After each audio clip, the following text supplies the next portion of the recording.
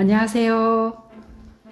인간의 따뜻함을 느끼는 열쇠가 있다면 여러분, 여기에 신기한 열쇠 하나가 있는데, 이 열쇠로 마음을 열고 서로의 마음을 주고받으면 마음의 온기가 살아나게 됩니다. 가즈오 이시구로의 대표작 남아있는 나날. 이 책은 2017년 노벨 문학상을 받은 작품입니다. 노벨 문학상을 받은 것이라고 하면 그만큼 삶을 돌아보게 하는 힘이 있죠. 주인공 스티븐스는 딱딱한 마음을 가지고 살아왔는데, 그러면 어떻게 스티븐스의 마음이 바뀌었는지를 보겠습니다. 이 책은 스티븐스가 켄턴을 만나기 위해 떠나는 6일간의 여행 속에 과거와 현재를 오가면서 이야기가 펼쳐집니다. 그 시간 속에서 스티븐스는 자신의 살아왔던 날들을 뒤돌아보게 됩니다. 그리고 여행에서 만난 낯선 노인 앞에서 스티븐스는 후회의 눈물을 보입니다. 긴 세월 그분을 모시면서 내가 가치 있는 일을 하고 있다고 믿었지요. 그렇게 한 것에 정녕 무슨 품위가 있단 말인가. 노인은 그에게 자신이 쓰던 코 묻은 손수건을 건네며 말합니다. 저녁은 하루의 끝이 아니에요. 하루 중 저녁은 가장 좋은 때예요. 그에게 저녁이란 어떤 의미일까요? 저는 그 시간이 스티븐스에게 새로운 내일을 살도록 방향을 잡아주었다고 생각됩니다. 품위 있는 위대한 집사가 되고 싶었던 스티븐스. 그에게 있어서 품위는 자기 일을 사랑하고 자신의 감정과 상관없이 그 일에 집중하며 그 일에 최선의 결과를 얻는 것이라고 그는 늘 생각했습니다. 이러한 신념은 오히려 그를 편협된 틀에 가두었습니다. 그는 자신의 맡은 일을 하느라 아버지 임종을 지키지 못했습니다. 그러면서도 그는 뿌듯한 듯 이렇게 말하죠. 아버지도 이 순간 내가 이렇게 처신하기를 바라셨을 거예요.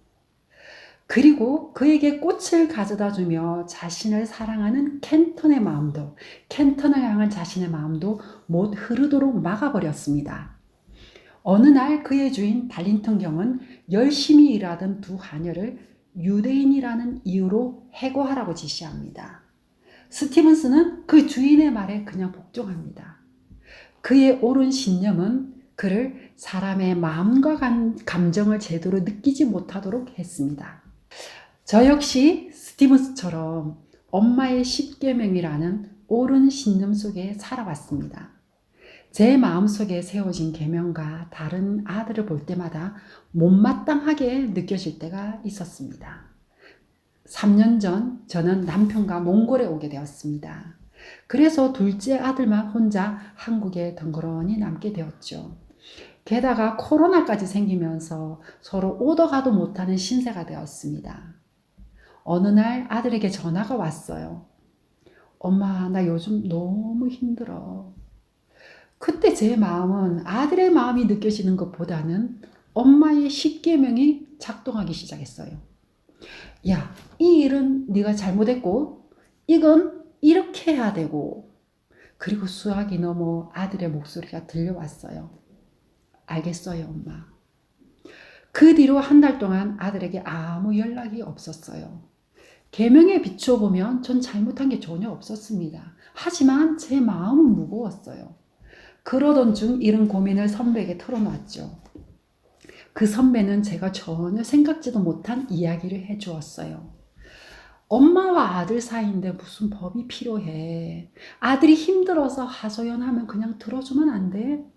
힘들다고 말하는 아들을 더 힘든 곳으로 밀어넣은 사람이 바로 엄마인 너야. 그날 저는 하루 종일 울었습니다. 나로 인해 가슴 아팠을 아들의 마음을 생각하니 눈물이 멈추질 않았어요. 그리고 아들에게 그동안 엄마가 네 마음을 몰라줘서 너무 미안해 라고 사과했어요. 그 후로는 아들과 아주 평범한 대화를 주고받는데 우린 서로의 온기를 느낄 수 있었어요. 남아있는 나날, 여러분 스티븐스의 남아있는 나날은 어떻게 되었을까요? 35년간 위대한 집사가 되고자 살아왔던 스티븐스는 그 주인 달린턴 경과는 주종의 관계였습니다. 그랬기에 주인과 마음을 대화를 나눈다는 것은 상상조차 할 수 없는 일이었습니다. 하지만 스티븐스는 여행의 끝자락에서 새로운 주인 패러데이의 마음을 느끼게 됩니다. 스티븐스에게 안식이 필요하다며 여행을 다녀오라고 제안한 사람은 바로 새 주인 패러데이였죠. 자신의 포드차에 연료까지 넣어주면서 말이죠. 여러분, 대단한 발견은 아니지만 우리가 서로의 마음을 느끼고 알게 된다면 그것은 우리 삶에 놀라운 변화를 줍니다. 부부가 살아가면서 서로 다툴 때가 많죠. 저는 남편에게 모든 것을 맞추면서 살아간다고 생각했어요.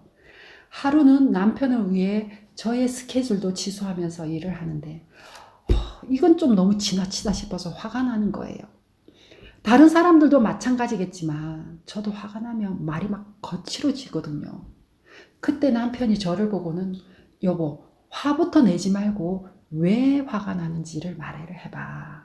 난 당신의 마음을 모른 채 이렇게 일방적으로 당할 때가 종종 있어. 전 깜짝 놀랐습니다. 아, 내가 내 마음은 말하지 않고 남편을 오해하면서 상처 주는 말을 많이 했구나. 남편에게 참 미안했어요. 그동안 묵묵히 나의 까칠한 이면을 받아온 남편의 마음이 느껴지는 거예요.